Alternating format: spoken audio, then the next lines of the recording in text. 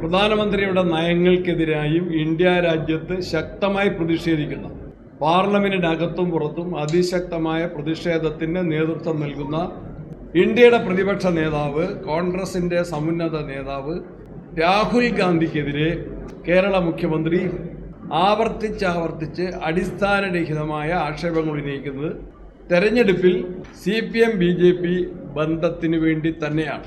മുഖ്യമന്ത്രി പിണറായി വിജയൻ ഒരിക്കലും പ്രധാനമന്ത്രിക്കെതിരെ ഒരു അക്ഷരം പറയാൻ തയ്യാറാകുന്നില്ല. മുഖ്യമന്ത്രിയുടെ ഈ നിലപാട് CPM കേന്ദ്ര നേതൃത്വം അംഗീകരിക്കുന്നുണ്ടോ? ഇന്ത്യയുടെ പ്രതിപക്ഷ നേതാവ് രാഹുൽ ഗാന്ധിയുടെ ഫോട്ടോ വെച്ചിട്ടാണ് CPM സ്ഥാനാർത്ഥികൾ തമിഴ്നാട്ടിൽ വോട്ട് ചോദിക്കുന്നത്.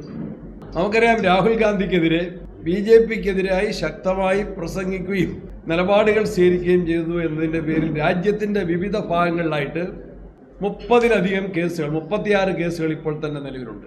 BJP നേതാക്കന്മാർ അദ്ദേഹത്തെ കേസിൽ കുടുക്കി പിന്തിരിപ്പിക്കാൻ ശ്രമിച്ചിട്ടും സധൈര്യം രാഹുൽ ഗാന്ധി മതേതര ഇന്ത്യയുടെ മുഖമായി, നേതാവായി മുന്നോട്ട് പോവുകയാണ്.